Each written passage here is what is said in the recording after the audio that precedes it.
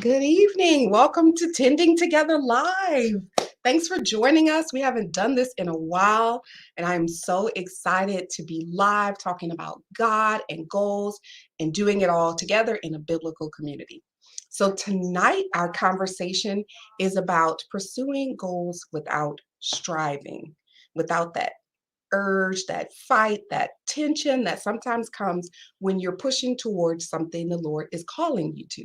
So, we're going to be talking about from multiple different perspectives. I have some great friends that are going to be joining me. We're going to be talking about pursuing goals without striving. Because sometimes when I set goals, I instantly get in a panic. Like, oh my gosh, I set a goal, I got to do this.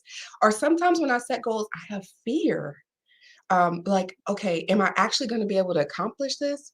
And most of the time, when I set goals, I instantly begin to procrastinate because I feel like when I set goals, sometimes it requires me to wake up tomorrow and be the person that I have never been able to be. So, we're going to talk about setting goals in a healthy way that relieves that stress, that tension, that striving feeling. And I wanted to tell you about this because I was having a conversation with my friend Monique, and she told me a story about how she had felt at ease of that tension in her life. So I'm going to bring her on, let her tell you a little bit about herself, and then she'll tell you how she has felt about setting goals without striving and relieving that pressure, that tension. Because sometimes when we set goals, it feels like a struggle or a fight or an uphill battle.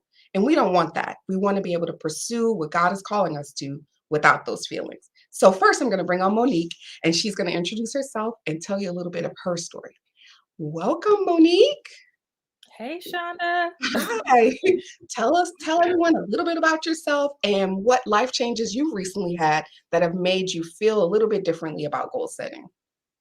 A little about me. Okay, so I connected with Chanda in seminary, or Chanda connected with me in seminary. Thank you. We became friends. I currently serve as an executive assistant to a senior pastor. Recently, transitioned to Sacramento, California, or back to Sacramento, California. That's where I'm from. I'm from Dallas, Texas. I had spent the previous 8 years in Dallas, partially for seminary, and then entered into a job that I loved and decided to stay and stayed in that role for 6 years. So outside of that, I love basketball. I love the Lakers. I enjoy writing. And I like doing stuff like this with Shonda. This is probably the only person that can get me to say yes to something like this. But Yes. Okay, yes. so yes, so you just had a major transition and in your life, like moving to be back in California from Texas, like so much change at one time. And you would think that with that much change, you would feel like, oh, this pressure, this tension, but you said the exact opposite. Can you talk a little bit about that? Yeah, so I think that's what I expected to feel, which is what made me very hesitant to make the move in the first place. I expected just to feel pressure and anxious and lack of clarity and this striving to make this shift to work. Mhm. But I feel like once I made the decision, and especially once I got here in Sacramento, that I just had this peace and I didn't feel the need to strive. I kind of felt like I could go about my day to day and do what I need to do, but I didn't feel like I didn't have the pressure like, oh, I need to build something or I need to start something or I need to do this. It just felt different, and I think I had to process for a while or work through what was that and why was I feeling different. Mhm. Yeah, I remember before you left, we had multiple conversations because Monique has y'all, she has like a dream situation. She's off on Mondays. Who would not want to be off every Monday? Okay. And Monique was like, I think I'll do this on Mondays. I'm like, no, don't do it. Wait. And she's like, I think I'll do this on Mondays. Now I better not even message her early on a Monday. It's a difference. It's a difference. So yeah, I feel like definitely when you were preparing to leave, it was like, okay, I'm going to have all this extra time and space and I need to fill it.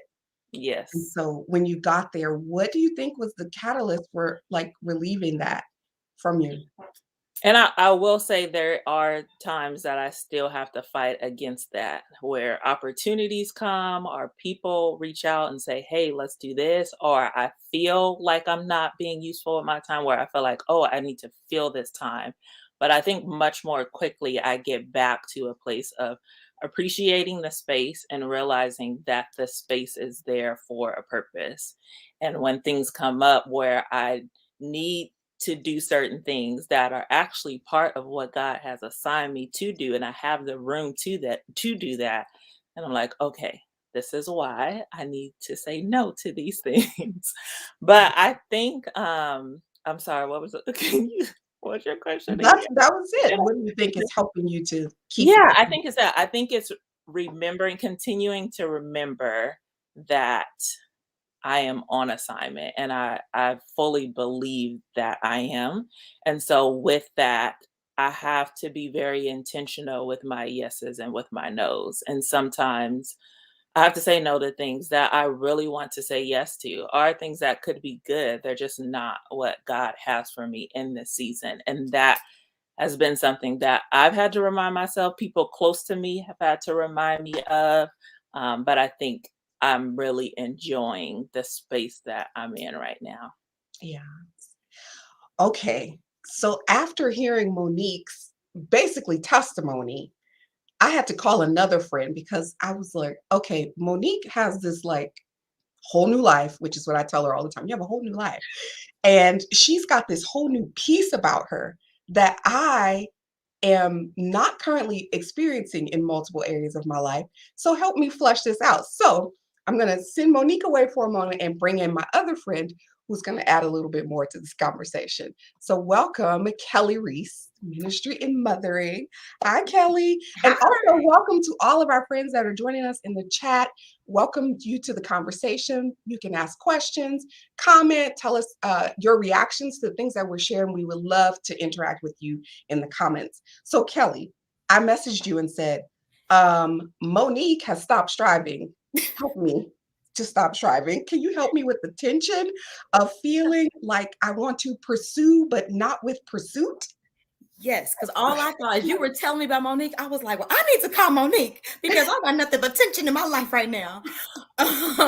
So like right now, I am in my second year of teaching after having been come home full time 12 years ago. So I was a teacher. I came home to be with my, at the time, 4, but now 5 children. And then as a stay-home mom, I just kind of dibbled and dabbled in a few things and then went back to teaching last year. And so, but during that time when I was home, I started what's called Ministry and Mothering. That's what we have here. And right when I went back to teaching, it was kind of like at the height of it, if you would say, like the momentum was being built, speaking engagements were going, podcasting, writing, the love for it was going. And then I had an opportunity to go back to the classroom. And the thing is, during that 11 years that I was off from teaching, every year I was getting job offers. So it wasn't new to have an opportunity to teach, but this 2020 just felt like this one's different. And so I remember when I was talking to you, I was like, I don't know if I want to do this. If that, like I was already kind of struggling with it. But I remember really having a conversation with the Lord, like, but what about ministry and mothering? Like, I love pouring into moms. I love connecting with moms. I love everything that has just has to offer. And what I saw God doing, so I couldn't figure out how it was going to work. And I really just felt the Lord just calling me to trust him in it. And so it was a day by day. I was trying to plan out the whole season, and he was just really calling me to the day for the day by day. And for the past 2 years, it's really been just that. Like my love and my passion and my desire to pour into moms has not lessened at all.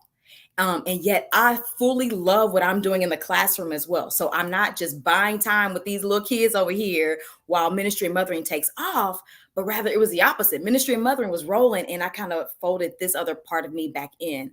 But it's hard because I feel like my whole heart is in this classroom, when I'm there. And yet, whenever I get an email, an inquiry, I book a speaking engagement, my heart just soars. Like, oh, I get to speak with moms, So it's often me saying, God will help me to figure out in this season when I can do that, or help me to know when to book and not to overextend myself, which is natural for me. So the striving is natural. Like, that's my nature. I'm a doer. I want to conquer. I want to do the thing, but I also don't want to burn out. So it's just this constant tension of, I love what I'm doing. I love what I'm doing. Am I forsaking this, or am I supposed to be doing this? Or am I, and don't forget, take care of your family as well. So that's kind of where I am right now, just in the tension of just those two things, vocationally, that I love, but keeping my family as my primary ministry. Yeah. So you told me Monique wasn't striving no more. I was like, I want a piece of that. Right. Striving too. And we talked about, Kelly, you and I, because we were like, co-signing each other's, yeah, girl, let's keep striving. Let's keep striving. But then we talked about noticing where the Lord is providing opportunity, like especially for you in the classroom, because you were saying, I love talking to moms. Talk about how the Lord gives you opportunities to do that within this new calling that you have. Yeah. So one of my favorite parts about being a teacher is connecting with the parents. And I love talking to moms. I mean, I'm talking about the difficult conversations. If a child is failing, or even if a child's behavior, if there's an issue, I love basically looking a mom in her face and being like, you are doing a great job. You have an amazing kiddo.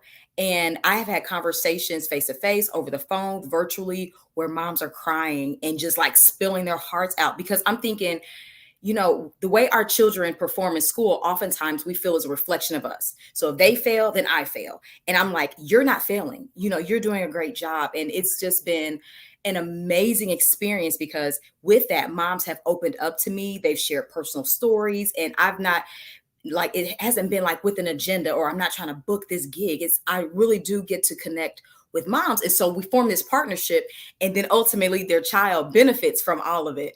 And so that's like my favorite thing to do. I know, especially in teaching, people like, I don't want to call parents. I'm like, I will, like I volunteer myself to call parents, because I love it. I'm like, we're people, and we need to be affirmed in what we're doing, and told and reminded, and not feel like we're failing. And so being able to do that in this vein it's just been wonderful. It's been very fulfilling. Oh, that's scary. Okay. So after Kelly and I talked, y'all, this has been like a week's long, like pondering thing going on for me. After Kelly and I talked, I was like, there is one other person that I need to talk to, because ever since I've known her, she has been the definition of pursuing what God is calling her to without striving. So right now, I'm going to blip Kelly off by the magic of button pressing and bring on Dr. Kwani Art. Kwani, will you share your testimony about how you just live a lifestyle of pursuing what the Lord is calling you to without striving?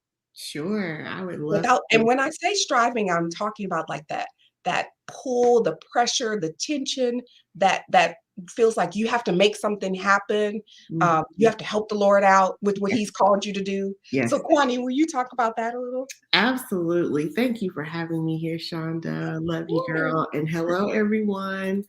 So like Chanda said, it has always for me been a very interesting journey going into ministry, or showing up in the ministry space. I won't say that I actually went into ministry, because it wasn't my intention.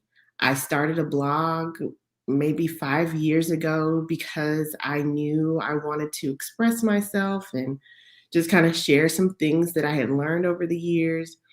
And literally that one simple act of obedience has really just kind of had monumental and multiplied results. And much of that is because I literally have just taken the next step that God has shown me. I remember kind of getting a little closer into the writing circle and meeting people, and the stress the stress was just overwhelming. And it wasn't a good stress either. It wasn't the kind of stress that motivates you to get something done. It was the constant and fretful worry of, I have to have these numbers, this platform. I have to have an agent. I have to meet this person. I have to go to this conference just so people will see me. And then I can get this book deal. And then I will have made it. And so I kind of decided very early on that was not, I didn't want to be on that hamster wheel. Mm-hmm. And so I just kind of sat back and I literally just said, I'm just going to have this little blog and do what I do. And God literally has opened doors for me just because I decided to obey and show up. I didn't know what it looked like. I didn't know. I didn't have any templates. I didn't have any networks. I had nothing. I really didn't know what I was doing. I just kind of just stepped out in faith. And again, without the end in mind. I had no idea why I was writing. I just knew it filled something inside of me. And so each step of obedience literally opened another door. And then walking through that door opened a subsequent door. And it really has been this beautiful cascade of God making room and making space for me that I would not have even thought about. I just, again, I didn't know what I didn't know. So it wasn't like I could have kind of put these things together on my own. It was literally a God-filled, God-breathed situation. And the journey has been that way literally since day one. Wow.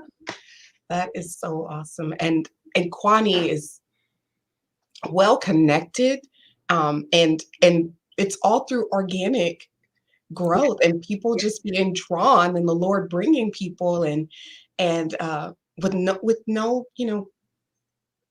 pressure to build something. It's just been the Lord's hand in all of it. Truly. So thank you, Kwani, for sharing your testimony. I'm going to bring the other girls on, and I still have more questions, y'all. I still have more questions. And we're gonna, if you all have questions for them, please feel free to put them in the chat. They would love to answer your questions. I am the student in this conversation. You're not answering today. I was just like, I'm here for the show. I'm a student as well. And I just wanted to talk about, because for me, this topic is so important because y'all, I operate in extremes. My personality goes from napping to let's go live in 3 hours. Or I have not posted anything on social media. Now I'm going to do a video every day for 25 days. Or I have not walked a mile at all. Now I'm going to walk a mile every day for until eternity. That's how my personality goes.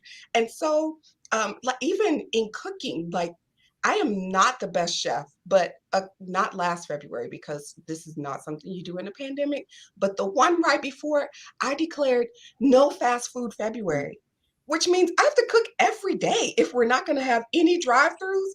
And my family was like, "Why are you doing this to us? Why? Please, no more spaghetti." It was, but that's how I operate. I operate in extremes, which makes me feel this tension of striving, because now I have a streak that I can't break. Now I don't know if I want to confess this. Let's just say that I have a streak I can't break, and I just feel this pressure and this tension. So hearing you all talk about how the Lord is dealing with you in the way that you're setting goals for yourself so that you won't have that pressure, that tension, that weight on you, I want to talk about it some more. So I want you all to share one current goal that you are pursuing without striving. And what does that look like for you on a daily basis? How are you actually doing that? How are you living it out? So who wants to start? One goal that you're doing without striving. One goal that I'm doing without striving is cooking for my family 3 times a week. Okay. Yeah. And that just came from everything, just like I talked about school. School seems to fall in place. My life is planned. It goes well. I have success. And while I'm doing that, home is just falling apart. Like we're eating those drive-through situations. It's a whole lot of that, or get it out the freezer or figure out your life. My oldest child will be 15. My youngest is 9. I'm like, y'all get it together, kind of a thing. And it felt like there was so much going on, but the little, I don't know what it's called, the petite planner. Oh yeah. That. And so I was just looking at, well, what is it? And so I started to just write down the things that I wanted to do each day. And I'm like, it's food. I want to make sure that I am feeding my family like some decent stuff. And so that's just Monday through Friday, at least, just 3 of those days cook. And so of course that requires me to plan what I'm going to cook, which requires me to grocery shop according. But that's easy because I'm like, well, if I know what I'm cooking, then I can click that on the grocery pickup list. And it has not been, I don't come home stressed when I walk in the door, because that's what was happening. Like, oh, now what? And so that's just just day-to-day stuff that I've had to fold back in since being a, working outside the home woman. Okay, I have to put a pause here, because if you have ever watched a conversation with us about planning with Kelly Reese, to hear that she is using a physical planner and writing things out in her life, that is the work of the Holy Spirit. What we're not about to do. I'm just going to leave it right there. Go back. There's clips about her in her non-planning life. So praise the Lord for that testimony. Okay, great, Kelly. That is very practical and actionable for moms, for all of us, really. Because yes, I do the same thing. I have to start with, on my weekly goals and in my power sheets every week, it is meal plan and groceries, because I had to put and groceries, because let's just say I could make a plan and not buy the groceries to execute it. So now let's put them together. Let's set ourselves up for success and say, let's do both of them. So now the groceries are in the freezer or the fridge, and I actually have the supplies I need. Okay, great. Who's next? One goal you're successfully pursuing without striving, and what does that look like? Mo? So I kind of don't have goals right now, and it's not intentional and it's not recommended. I think I was just, with my transition, my goal was to stay above water. And it's been much smoother than I anticipated. But I did say before I left, or as I was leaving, because as Chanda said, I felt like I was going to have all this extra time, that I was not going to add anything else to my plate in this year.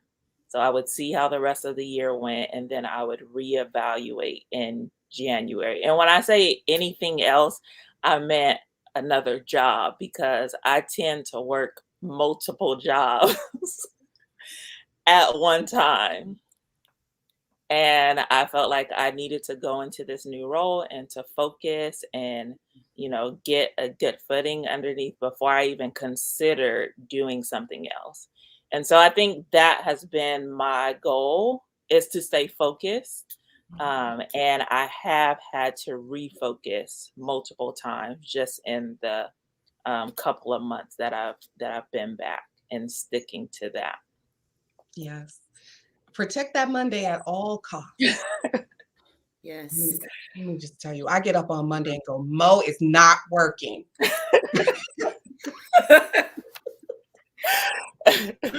Kwani, what about you? Well, again, I kind of, another open door. So I am actually working on a book proposal, and no striving. So the issue with the book proposal is that at some point you need to finish it so the book can get published, right? Yes.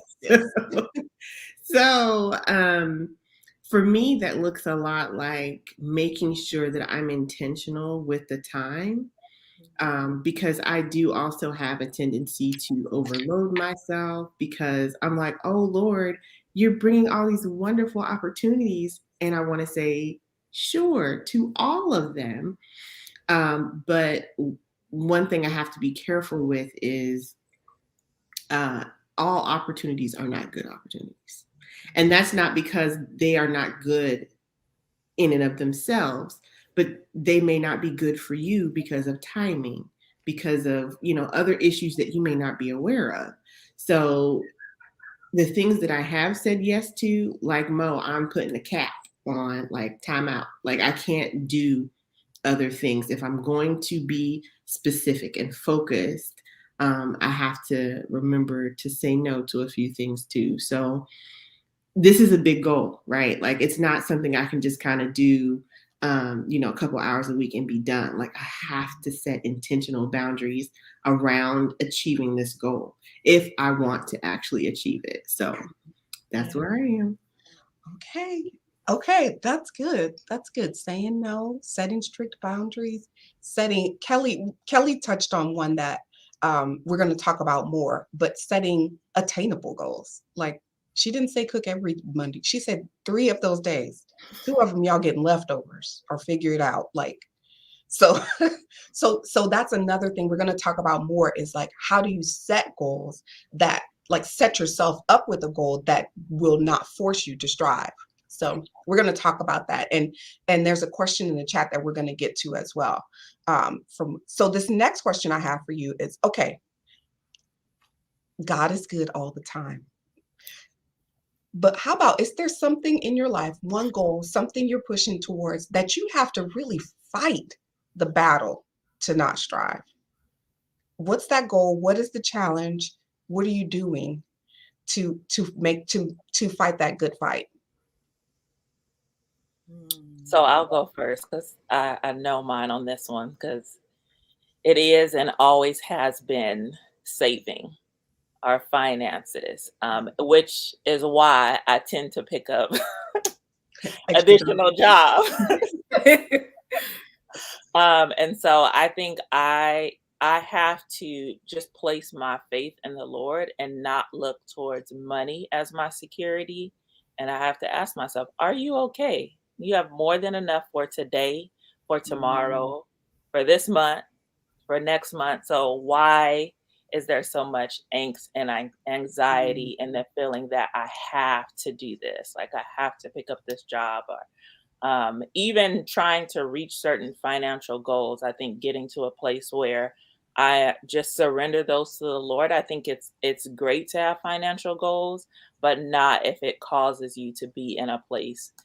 Reaching that goal causes you to be in a place where you're not healthy or you can't say yes to the things that God is asking you to do. So I think that is one for me that I have to continually evaluate my why when I'm pursuing things that will bring in more financial and even how I use the funds that I do have. That's good. Thank you for sharing, Mom. That's good. Well, I'll jump in next. Mine, interestingly enough, is relationships.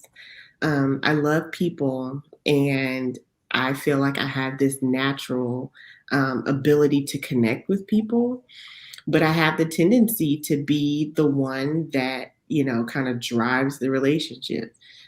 Because I feel like, well, if I don't call, then they won't call me, or if I don't text, then they won't text me. And I don't know if it's because I'm an only child or what, but I feel like that's something I have to constantly rein myself back in on. Like I have to believe in the quality of the friendships and relationships that I do have, and trust that people care for me just as much as I care for them. And that if we're not talking once a week or whatever, if we're, talking every now and then, that it's still okay. And that I don't have to work so hard or push so hard for those relationships to be successful. So I'm still learning, y'all. I'm still learning. Oh my gosh. Yeah. You just spoke a whole word. Listen, take a page out of my book, y'all. But still buy the book. The literal book. Still buy the book. We're gonna buy the book. That's right.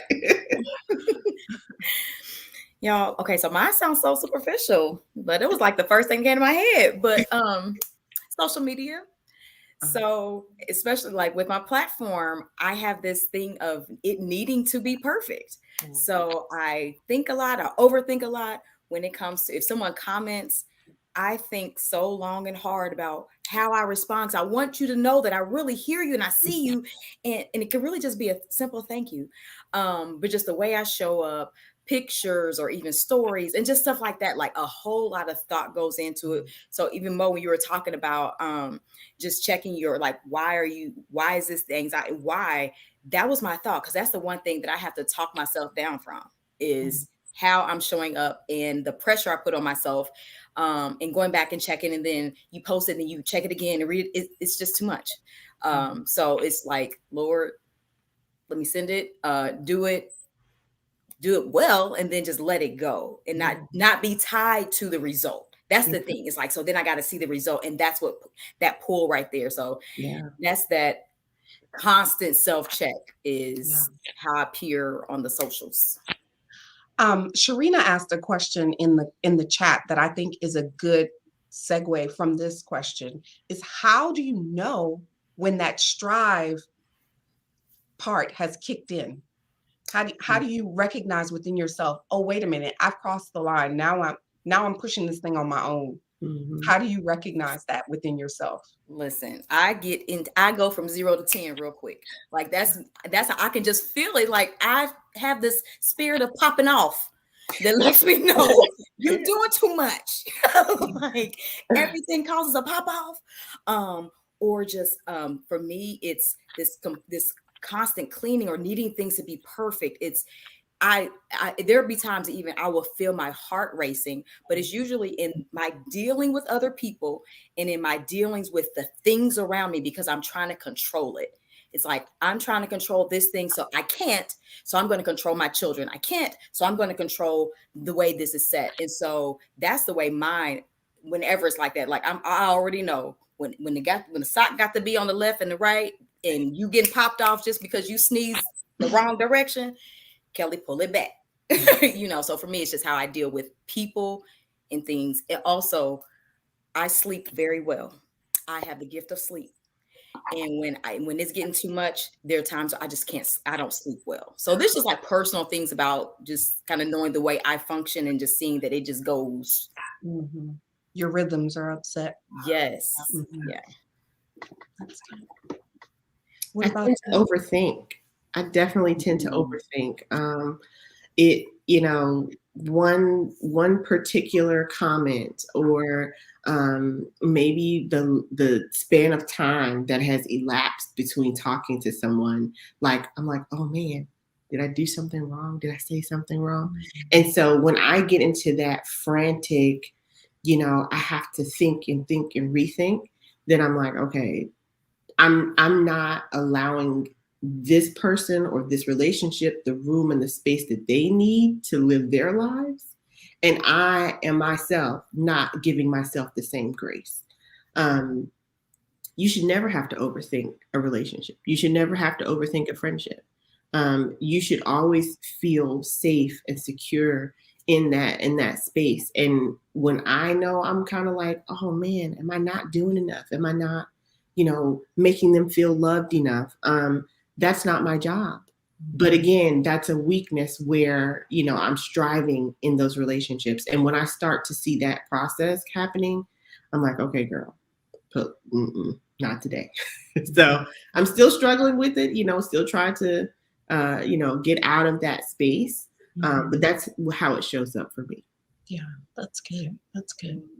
I feel that everything you just said, I was like,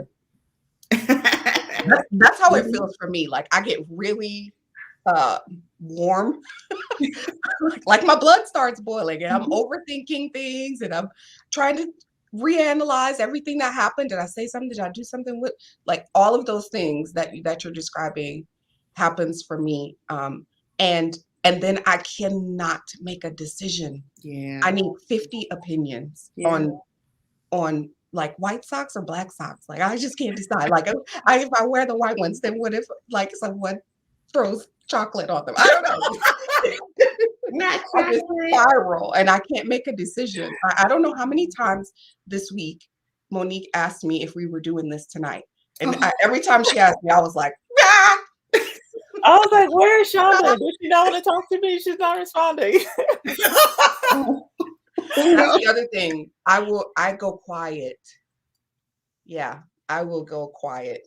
And I know in that moment, like it's either 0 or 200. That's my two extremes. So when I know I'm going 200, oh, we're in major strive zone. We're in major strive zone for me. If I could get a good 75 going, oh man, that would be nice. Okay, go ahead, Mo. I How think, do you recognize yeah, it? I was just gonna say, I think mine are similar to what's been mentioned, the overthinking, not sleeping well, anxiety, worry.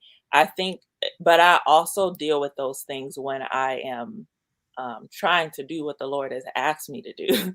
So I think for me, distinguishing between the two is where is that taking me? Like, am I being put, is this pushing me towards the Lord or is it pushing me towards more doing? So if I find myself worried, anxious, overthinking, and that's just making me do more, I'm pulling out the budget more when I just looked at the budget yesterday and I'm crunching numbers, like I'm trying to fix it and I'm doing it myself, then I know I'm striving. Yeah. What if I'm taking it to the Lord, then I'm getting to a place where I'm trying to get to a place of surrender. Yes, Good. that's That's good. um okay, I keep talking about this because it's very fresh. But earlier today, I sent a message yesterday saying, we're gonna push this. We're not doing it. We're not doing this. I didn't send it to you, Kwani, but I sent it to them and I was like, we're not doing this. I can't, y'all. I can't. Like my brain won't let me do it. And then I told Kelly earlier, I'm trying to decide if this was my idea or if this was the Lord's idea. And as soon as I told her that, the Lord, I felt the Lord saying, you're just trying to get out of doing what I told you to do. And I was like, oh man. Okay. So the next thing they heard from me was, here's the graphics, post this, let's go 3 at 7. Because that's true. Like when he says, that's the tension of it. Yeah. Because the Bible, I said this, this was the question I gave to them. What's your answer for the woman who says, but the Bible says press toward the mark for the prize? Like you can't passively press. You actually have to have some action to be in this pressing mode. So how do you peacefully push? I think it's what you were saying, Shauna, kind of just being open to hear from the Holy Spirit, because I think there's a push that strengthens and there's a push that strains. I think about it going to the gym. I've been trying to go to the gym regularly. That's a goal. But you can put so much. I just want y'all to know Mo has given us 4 goals when she told us earlier she has none. I mean, I'm trying. You can put so much weight on there that weight doesn't strengthen you. It puts strain on your body. Yeah. And so I think it's distinguishing between the two. Is this a weight that's actually strengthening me? Like doing this tonight, this is strengthening me, or is this something that's going to put strain on me? And you have to evaluate where you are, what the Lord has asked you to do, and make a decision based on those things. Yes. That's good. I think I would have to agree with Mo on that too. When I think about what God is asking me to do, in my head, I know there are action steps associated with the journey. You can't get from point A to point B if you don't move your feet. So there are action steps associated with your journey. But then you have to determine what action steps are for me and what action steps are for God to do. And the problem comes where we confuse the two, or we don't let God do his job at all. We're just going to do everybody's job. So, for me, it is allowing myself to say, okay, this is the journey I'm called to be on, but I know that my boundaries start and begin and end here, because I know that God can do way more with my little obedience than he can with me trying to do my job and his job together. I always mess things up. That's me. I always mess it up. So, yeah. I just think about my husband. He says this all the time when he talks about just the pressures of being a father and providing, but also, it's all that. He just says there's this tension that you're constantly living under. And he just says how God is glorified when we live in that tension because it causes us to rely on him. Yeah. And so if I'm trying to peacefully push, I cannot produce that in and of myself. I have to rely on the Lord for the discernment. I have to rely on the Lord for his direction. I have to rely on the Lord to know what, like Kwani said, what I'm supposed to do. But that tension is actually created to draw us closer to him so that we can rely on him. And so that's just what I think of, like how to peacefully push is all found like in just truly relying on the Lord. Mm-hmm. Yeah, that's good. That's good.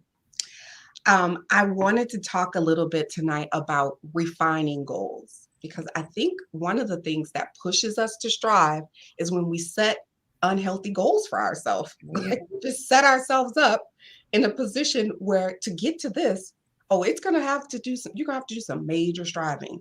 Like, it's going to have to be in your strength, because you can't wait on the Lord's strength, because sometimes his timing ain't your timing. Like, so you push yourself in these ways that he's not asking you to, and you're set this unhealthy goal. So I just wanted to talk about, now this first one,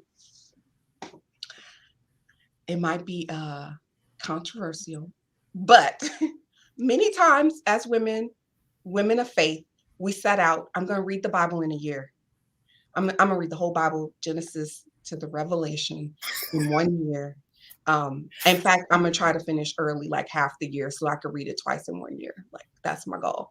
How can you refine that goal to be one that is healthy and won't cause you to have to strive in an unhealthy way, or in a way where you set yourself up for, oh man, I missed 3 days. How am I ever going to catch up? And if you're like me, missing 3 days means I failed. And now you're dealing with that pressure of like, oh, I've set out to do this thing for the Lord, and now I've failed at it. And like, that self-judgment and doubt that comes from that scenario. So how can you set a good spiritual goal of, I want to be in the word of the Lord? I mean, I want to read the word. So how would you refine a goal of, I want to read the Bible in a year? I'll start with that. So let's just be real. I have not read the Bible all the way through. I haven't done it. And here's the thing, y'all. I don't think I'll ever do it, because I don't feel the Lord calling me to read the Bible from cover to cover. Okay. So how I refine that particular goal is, who's telling me I have to read it cover to cover? Is the Lord asking me to read it cover to cover? Or is that an external pressure that I feel because everybody else around me has done it? Mm-hmm. So refining goals looks like your motivation. What is your foundational motivation for this particular goal? If reading the Bible cover to cover, or in a year span, is something that you feel will strengthen you spiritually, fine, do it. But you must be able to give yourself grace. You must be able to establish why you're doing it. And if you don't know why, you're going to miss some days. And then you're going to give yourself a whole headache, and you're going to be sick and feel like you didn't fail Jesus because you didn't read it. And so for me, refining means that you look at your grounding motivation for your goal. And if it's not coming from God, then you got to refine it. You got to change it or tweak it until it gets to the point where you're like, okay, God and I agree. And not that you need him to agree with you, but you need to agree with him. You need to be in alignment with him, right? Mm-hmm. So that's what I would say about that particular goal. Mm-hmm. Or any goal that, may seem really superfluous or big to handle. Yeah. Kwani, you just freed some people. Hey, you just freed me. Because what I was going to say was, in college, I was like, okay, I'm going to read the Bible in a year plan. And I didn't quite make it. And I haven't made it since. And I was just like, how are we going to answer this? And I ain't made it. But for me, I was just like, my question was, because this was just, oh my gosh, 20 years ago. Why do I have to do it in a year? Not why do I have to do it, but why a year? Who said that? Right. Like, and once I realized, okay, God, this is not your mandate. Then it freed me to just do inductive studies of books of the Bible. And I feel that differently. You know, it's like I can live that out. I can ingest and then live that out. But yeah, I was in college, like, yep, bet we gonna do, and nah. And then I was like, hold up. God never said, and you got 365 days to do it. That's right. And this is when they were really popular, at least for me. You know, it's like it was really popular to do this, and yeah, looking at the externals. So I love what Jen has shared in the chat. She said, read at the pace that the Lord leads. Absolutely. Right? Like, why are we always rushing through the Bible? We don't have to rush. We have our whole lives. Exactly. And Kwani, he may not have called you to it yet. He may call you to it now that you said that, though. That's on the internet. I'm put my now, so I'm gonna do like Jen said. I'm gonna read at God's pace. Amen. Read it at God's pace. Yes, because you know there's something to get in the whole story, get that whole thing in there. But yes, there's no who put the time limit on it. That's what I would say too. Is you don't need the time limit. Right. Just read, as Jen so eloquently said, read at God's pace. Yes, that's good. Yeah. I did. Oh, go ahead, Mom. I was just gonna say, piggybacking on what Kwani was saying, I think figuring out that why may lead you to redefining or rewording your goal. Because it may be like that your goal is to get closer to God. And in order to do that, these are the things that I need to do on a daily basis. I think sometimes we like trying to quantify our goals is what gets us hung up, because we're like, oh, I gotta hit this mark. But at the end of the year, did you grow closer to God? You may have not read as many books of the Bible as you wanted to, but maybe you read and you actually applied what you read. Because you slowed down a bit and you really spent time with God, because that was the goal, was to draw closer to God, not to hit this many passages or this many books. Right. That's good. That is good. So instead of the goal of read the Bible in a year, the refining of the goal could be grow closer to the Lord, and then let him fill in. It may be the inductive Bible study through a certain book of the Bible. It may be reading at just reading, for comprehension. It may be applying what you've read. It could be all. So the refining of the goal might be a whole restating of the goal. So I saw so many people saying they felt freed by being able to think about that particular goal in a fresh way. So I'm glad we were able to talk about that. I'm so happy to see so many of you here in the chat. I just want y'all to know, I said multiple times, I don't know if anybody's coming. So it's so great to see you all here and see you all having a conversation with one another in the chat. I also, let's see, I had another one. And this is probably not a goal that we would say aloud, but it might be one that we do with our actions, or in our thought processes or in our mindset. But many moms, daughters, aunts want to win the mom, daughter, aunt award for the year, Mom of the Year award, Aunt of the Year award from Monique. I mean, she's hands down. I was like, she wins. She wins the whole internet. Hands down. Will you be my auntie? Right. But how do you redefine that particular mindset of like, I have to do these things so people will think I'm a good mom, or people will think I'm a good aunt, or people will think I'm a good daughter, whatever it is, people will think I'm a good friend. How do you redefine that mindset when you're setting like relational goals? Sometimes you have to go to therapy and figure out why you want to be those things. Yeah. Just putting that out there. I think it goes back to what we were saying with the last one, is really digging and figuring out the why behind that desire. Is this a healthy desire? Or is this related to trauma? Is this me wanting something that I didn't have? Is this an expectation that I've put on myself or that others are putting on me that I shouldn't have? I think you have to do the digging and figure out, like Trina said in the chat, get to the root of the desire. Yes. Get to the root. Amen. Yeah. Any other thoughts on that one? Yeah, that's good. I mean, for me, it's I want to, because I have this intrinsic motivation. I just need to be the best at everything. And so when it came to motherhood, that means I need to be the best mother. You know what I mean? So I was the best student. I'm going to study my husband so I can be the best wife, and I'm going to be the best mother. Check. And that's what I have to keep keep that in check. And then underneath it, honestly, the thought is, when my kids grow up, what are they going to say about me? What are the stories they're going to say about me? But it still all points back to me. How am I going to look to my kids? You know what I mean? And just even I look at my mother as just this hero. I'm like, I don't know how she did it. I want my kids to be able to look at me and say the same thing, and it's just this self-glorifying. I want to be the best at the motherhood thing because I was a straight A student and I'm trying to be a good wife. I'm a great teacher. I got to be a great mother too. And it's not even, definitely not healthy or attainable.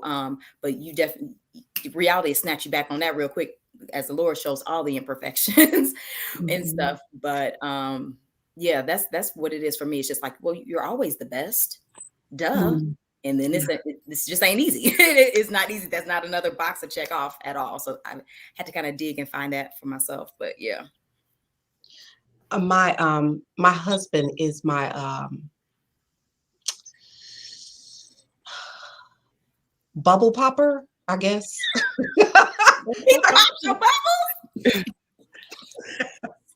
Last night I had a parenting win, and I said, "Oh yeah, look at me, good mom." And he said, "But what about that other one?"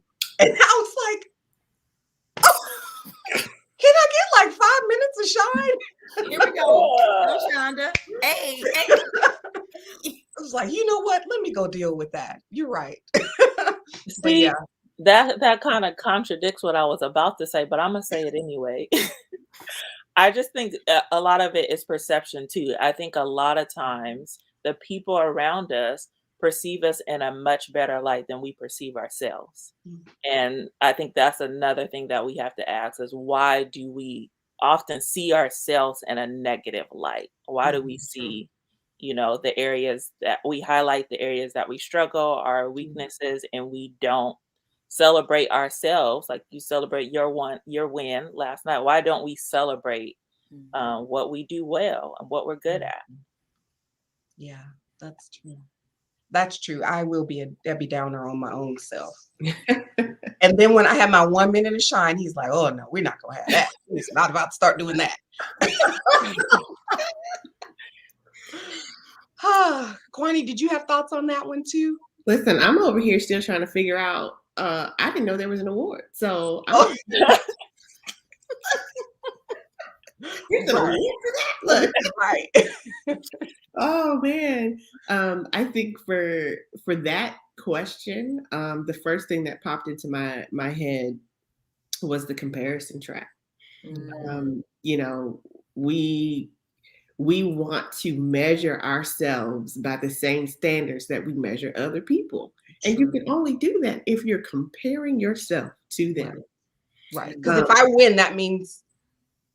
Yeah.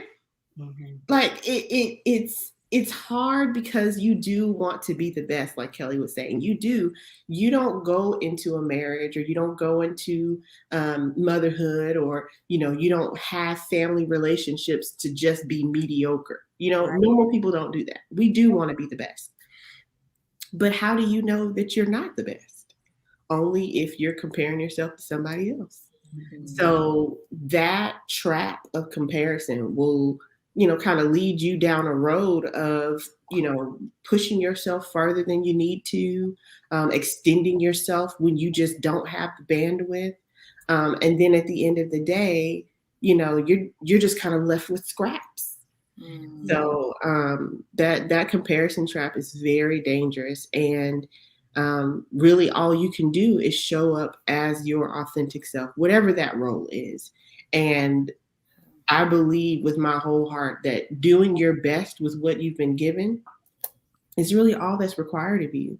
And sometimes, listen, you can do your very best and your kids will still go to therapy and tell the people that you didn't do X, Y, and Z.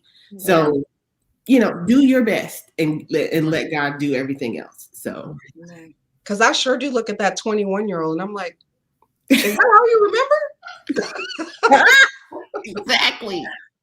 Exactly. Listen. Michelle says she loves the part about growing closer to the Lord being our goal. And that applies to our parenting and our relationships with other people too, That's that right. we're growing closer to the Lord. And that will strengthen all of these relationship bonds that we've been talking about. I love So that. true. Okay, y'all, what role does contentment and grace play in this goal setting scenario? Because when I talked to Kelly about Monique's life, I was like, Mo has this new life. She's content. Like, why is that the thing? Do I need to get content? Am I not content enough with my life? Is that why I'm striving? So what role does contentment play? And of course, grace. We've talked about grace, giving ourselves grace, setting grace-filled goals, all the things. What role do those two play in your goal setting? I think it plays a major role, but I think even in that, there's still a fight. Like Kwani was saying, even when you are content, there is a temptation to compare. Yeah. There's also the temptation to become complacent. Oh, And so yeah. I think regardless of where you are, there are things that you have to fight against to keep that contentment or to remind yourself to be content, so that you don't end up in a place of striving. I think for me, complacency has been a big one that I've had to fight against. And even in the things that I am doing, to do those with excellence and not get in a place to where I'm just kind of coasting and complacent and half doing things because I don't have the striving energy within me. That's it. So it's always a fight. Oh, It's yeah. There's it's always always a fight. like, Yeah. And if there is no fight, then you probably should look around and be like, why am I not having any fights? I think contentment really does play a major role, like Mo said as well. You will be less likely to engage in striving if you are pleased, well, not necessarily pleased, but, content with where God has you on your journey, with how that's being expressed in your everyday life. Your contentment will help place boundaries in your life so that you won't strive. If you don't believe that where you are where you're supposed to be, then you won't feel the need to do more, or you won't feel the need to help God out because you're content. You're like, okay, Lord, I see what you're doing. This is where I'm supposed to be. This is what I'm supposed to be doing. I've set goals that help me, on this journey.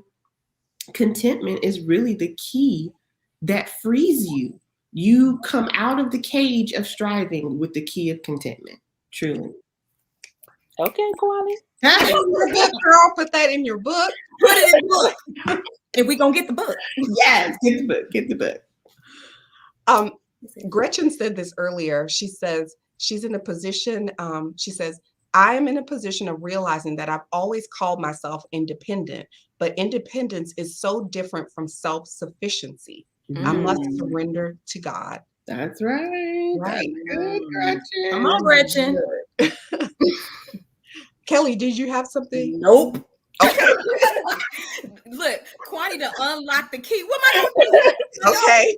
We free. We free, y'all. Well, I wanted to go back to this question that we got earlier. It says, if you're just starting to set goals, how do you suggest how many you should start with? And if you don't accomplish your goal, is it okay to continue working on it? Yes. Yeah. Let's start with yes. Yeah. You can always keep pressing, picking up. I saw something that said, it was like a 1-year tracker, and it says, fill in as many days, and any days that you miss, give yourself grace for those and pick it back up again. Yeah. And even in the Bible study for my church, that was one of the things we said, because there's 3 days of homework. And so people, once they miss one day of the homework, they're like, oh, I got to drop out of Bible study. No, just come and pick up again. There's no finish line to growing closer to the Lord. Right. You keep going. You keep, you never reach it until you get to see him face to face. So you just keep pressing. But I think when you ask the question, how many should you start with? Not all the ones you're thinking about. Right. Okay, because if you ask how many you should start with, you probably have too many. Yeah. And what I found is I have probably 5 aspirations. I won't even call them goals. 5 aspirations that I can hold at one time, and one that I'm going to do very well. The other ones are going to come in. They're going to keep coming up. I'm going to reach out and touch them on a regular basis. Yeah. So my family is always the top. And it might shift. Like right now, my aspiration is to do things with my youngest son. Uh-oh. She'll come back. Yeah. Hopefully they don't leave us in the process. But yeah, I was gonna say, to add on what Chanda was saying about it's okay to pick it back up. I think it's also okay to restructure your goals. Like life happens, and you have to give yourself grace. And you just, maybe you plan to do this in 3 months, but it's actually going to take you 9 or 12. I think that's okay to just restructure your goals and them look differently than they did when you started. Agreed. Yeah. I think with goals, just as many areas in your life where you want to grow or you want to see some movement, then you can have goals in each of those areas. I think about, things that I want to do with my family, like Chanda was saying. I think about things I want to do in ministry, and then I think about things I want to do personally or professionally. You can have goals in all of those areas, and they can simultaneously be running against, or not really against, but alongside each other. And then think about the fact that you can have short-term goals, and then you can have long-term goals. So, you can really structure it in any way that you feel most comfortable, and you have to do what works for you. And like Mo said, if it doesn't work, tweak it and then, get back on it. Don't necessarily hinder yourself by saying, well, how many? You can be as flexible or as kind of, structured as you like. But the thing is that you do start, that's the main thing. You do want to start doing something wherever you are. I have a question for y'all, since there's not another one in the comments. Oh, Chanda's coming back, so I'll save my question. Oh, what's your question? So my question was, as married women, what does goal setting look like for you and your husband, for you and your family? And do you ever feel the tension of wanting to set goals that don't really fit where you and your family are, where you and your husband are? Ooh, that's we need a good. whole nother live. Yes, my soul says yes. Sorry, Kwani, go ahead. Oh, that's a good question, Mo. Yes. Wow. I think the obvious answer to that is financial. And I don't know if that's just obvious for me or, anyone else, but I feel like the goals that we typically set as a married couple usually have to do with finances.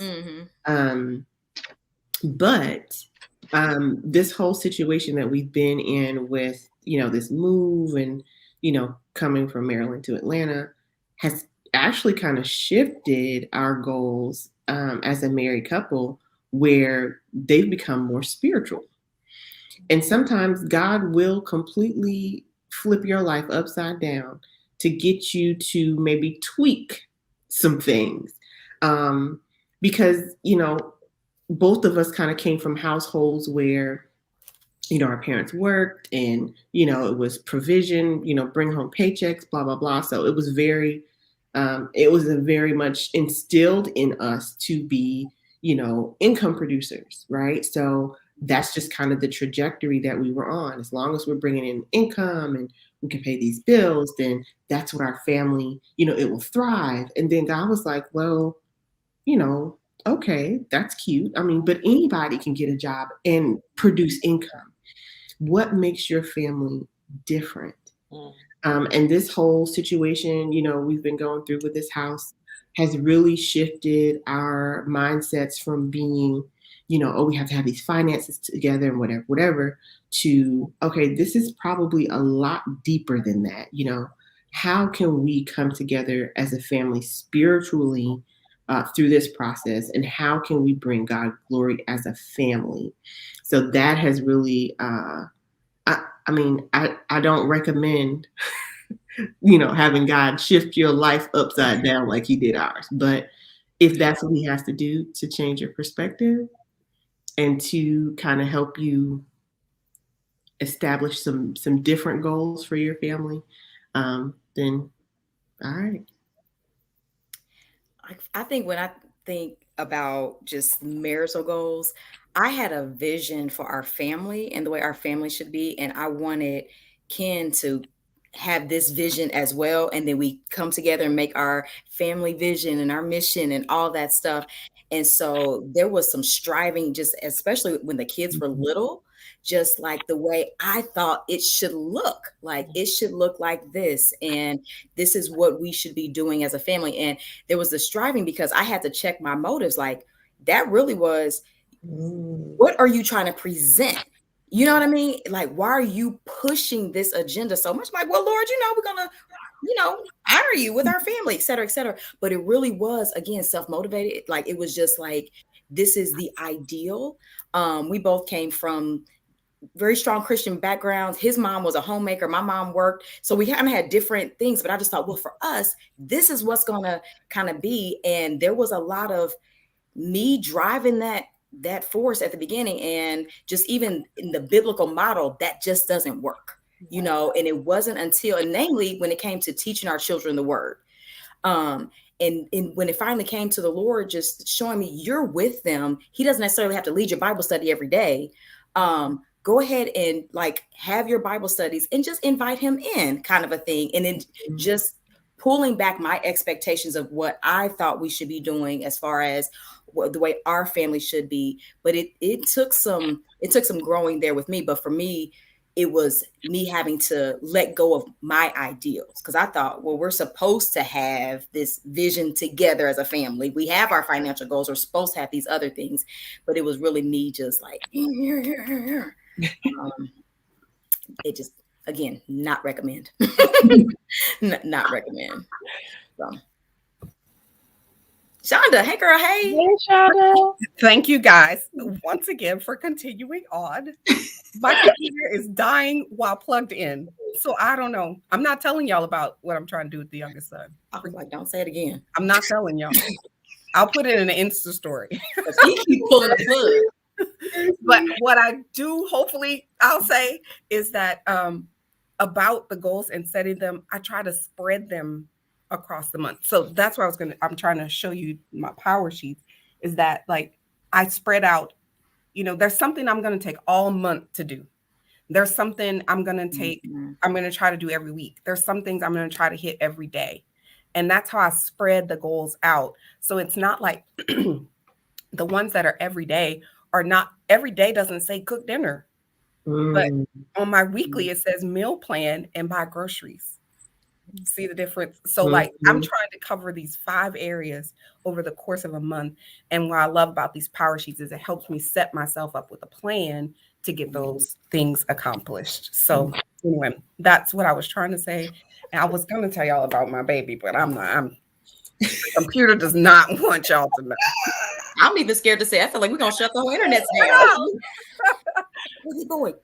So Yes. And like Gretchen is saying too, she says, I'm so guilty of making plans and hoping God blesses them instead of surrendering and telling him, I don't want to go if you're not there. It's a partnership, not a solo. That's so good. That is so good, because one of the very first things I'll do before I even start filling out any of that is praying and asking the Holy Spirit, like, okay, what needs to be in the forefront this month? That's how the thing with the kid that I can't talk about came up. Because I felt the Spirit saying, you need to spend more time with him intentionally. Like, y'all are together every day, but it's just very, mundane. And he is very content with mundane. And I'm like, finally my sweet spot, because if you've met my second son, he is a tornado.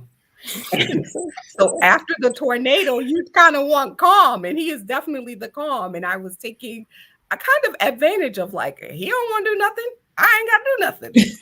So anyway, just being intentional there was what the Spirit brought up to me as I was surrendering, like, my plan for that month to the Lord. So y'all have done a great job. Are there comments? I missed comments in the chat while I was having my situations? No, we got more. We got next time y'all host the gathering. Do y'all have any last comments or things that you want to share before we sign off for the night? I would love for people to, we've used the word grace a lot tonight, but it's really freeing when you can give yourself the same grace that you give others. Amen. You may not always hit a mark if you set a goal. You may not always achieve this grand, idea that you may have for yourself. But as long as you're still on the journey, as long as you're still putting one foot in front of the other and listening for the leading of the Holy Spirit, I feel like you're going to get to where you need to be. Amen. And, striving is just the enemy's way of trying to pull you off your journey. That's all. He's just trying to distract you. He's just trying to get you to focus on yourself and say, oh, well, I have the power to make this happen. That's what striving does. Striving makes you think that you have the power to make something happen in your own life, and you don't. When you realize that there's freedom in letting God be God, there's freedom in letting him lead, then you don't have to worry about striving. Give yourself grace and just put one foot in front of the other as you're stepping forward on your journey. Yeah, that's good, Kwame. Amen. I don't know what this book is about, but everybody want to get the book. Put the link in the chat. There's a verse that we talk about, like how to just even give yourself grace, but that I'm often reminded of that just is calming and freeing for me. And I just pulled it up, and it's John 17:4, and it's Jesus speaking. He says, I have glorified you on the earth. I have finished the work which you have given me to do. And I just always think of that, like when Jesus left this earth, there were still people that needed to be healed. There were still people that needed to be fed. There was still all these things that were going on. But he glorified God in that Jesus finished the work that God had called him to do. That's good. But at the end of the day, it's like, have I just finished the work, or have I finished the work that you've called me to do? And that's freeing for me. Yeah, that's good. Come on, preacher. I have to bring Bible. Yes. Well, I'll end with a verse as well. Proverbs 16:9. It says, the heart of man plans his way, but the Lord establishes his steps. Mm-hmm. And I think we can plan all we want. Mm-hmm. We can make the best decisions based on what we know, but we know that only the Lord knows what tomorrow is going to look like. And we have to trust that he's made provisions for tomorrow. And that is when we can stop striving, when we rest in that God not only knows where we are today, but he knows where we're going to be tomorrow. and He is preparing us for that. And that reminds me, before I moved here, I put a sticky note on my bathroom mirror, and it said, "You will be ready for what's next. The Lord is already there." And I Mm. think reminding yourself of that, wherever you're going, whatever you're trying to accomplish, the Lord is already there. He knows if we're going to accomplish it, how we're going to accomplish it, what roadblocks are going to come up as we're trying to accomplish it. And we just have to trust that He is preparing us for what He has planned for us. Amen. Amen. I think about that a lot in my parenting. I'm like, the Lord knew my flaws when He gave me these kids, so He must have a plan to fix the deficits. Ooh, Gonna do what I can do. like that. I have a verse too.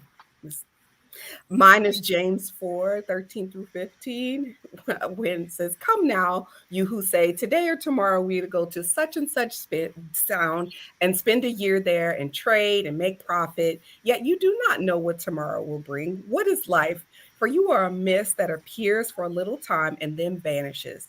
Instead, you ought to say, if the Lord wills, we will live and do this or that. If the Lord wills, we will do this or that." So all of these plans, as we've been saying all night, we surrender to the Lord. And if it is His will, we will accomplish them all.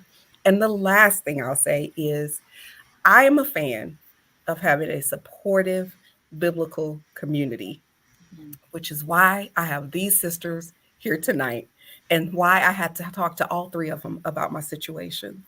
And that is what tending together is all about, that we seek the Lord and ask Him how He's directing us, what He would have us to do, and that we could come together, share those with one another, and then have support. And we have people who are praying for us and that will help us peacefully push towards the things the Lord has called us to do. And I'm praying and asking the Lord. We met together for 15 months, once a month, just to talk about that. And I'm praying and asking the Lord if He is wanting me to do that again in another season with another group of women. So if that's something that you're interested in, please send me a message, because I'm trying to gauge interest to see if that is something that would be helpful to women. And also in the whole, this time of year, thinking about next year and getting together and having just some time set aside to pray and ask the Lord, what in 2022 are you calling me to do? And so I call that a goals gathering. So stay tuned for the date for people who are in Dallas, a local goals gathering, and people who are not in Dallas, a virtual goals gathering. Right. Listen, Wow. listen. That's how I've been feeling the whole time. Now I know how y'all felt. See, because before I was there and I was just like, sorry, y'all, you're not here. But now I feel it. I feel it. It hurts, I don't like it? it. It Right. does. It really does. I'm like, yay, set your goal. God bless you. You all bring your own snacks, and we will get together virtually and talk about God and goals. And all of you are here. I'll get to give you a hug or a social distance, hey, whichever brand that you're in. Yes, yes, yes. So anyway, thank you, ladies, so much for joining. Thank you for staying on. Y'all did great during my technical difficulties. I'm so, except Kwani's face went at one point, but she recovered. So thank you all in the comments for staying with us throughout this conversation. If you missed something, go back, catch the beginning. And Faith is saying community is necessary. Yeah. Faith is a peopler, and Yeah. we love to people together. So Faith, I'll make sure you get the date so we can people together here in Dallas.